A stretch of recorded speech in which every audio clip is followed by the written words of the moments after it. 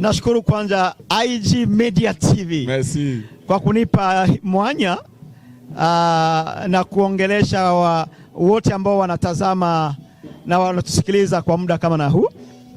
Mimi ni Kizito Mayao, moya wa waimbaji wa kwaya Echo du Salut ya Sekavent Francophone Beni. Unaweza kutuambia bref na evolution ya Echo du Salut kwa leo? Echo du Salut inaendelea mzuri kwa neema.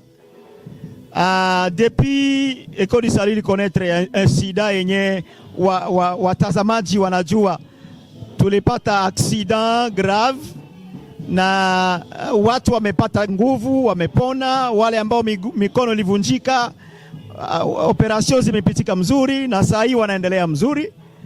Na unajua kila kitu inasaidia kwa kufikiria tena juu ya kazi. Accident ilitufikia, lakini ilikuwa pia muda ambao tulifikiria sisi wenyewe juu ya kazi, huduma ambao Bwana ametupa. Ilitupatia courage. Hata kama watu karibu 13 walijeruhiwa vikali kabisa, lakini tulipata bidii kusema hii ni mwito tena, tunaendelea. Hii tuliona hii ni majaribu kutoka kwa shetani. Hatutaachilia. Ndio maana unaona tumedouble tena effort, courage mpya imekuja. Hivi Echo du Salut, sante ya Echo du Salut iko vizuri kabisa. Tunaendelea vizuri na mipangilio inaenda mzuri, na kama Mungu anaruhusu, unajua gari iliharibika completely. Gari iliharibika completely na saa hii tumeweka kwenye majiwe huku kwenye kanisa yetu. Haiwezi katembea tena. Lakini tunasema pana, kazi inabidi shetani apate haya. Na karibuni gari itafika.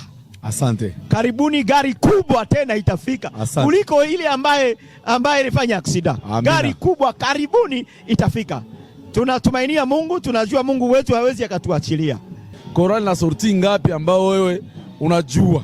Asante sana. Kwanza unajua shida ilikuwa ya transport. Shida kubwa ilikuwa ya bus. Okay. Hivi hatuna tena moyen de transport, hivi tunasubiri gari yetu ifike. Gari ikifika, tuna mission ziko nyingi. Kwanza hapa unasikia repetition. Yeah. Tuko naenda Butembo siku ya 5. Tumealikwa Butembo siku ya 5, siku ya 6, siku ya Yenga tutakuwa Butembo. Okay.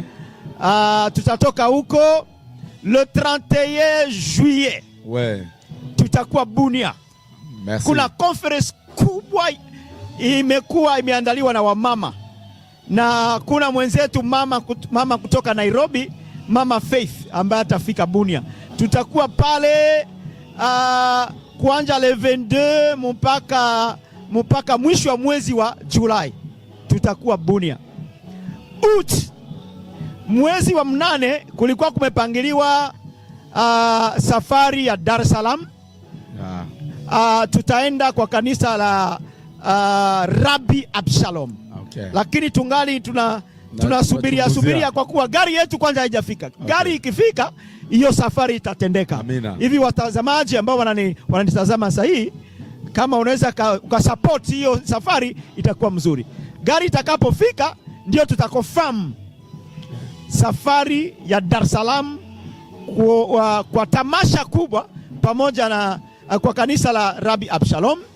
Lakini tutaonana pia na wengine wa artiste wa Dar es Salaam, na pale kutakuwa hata festival.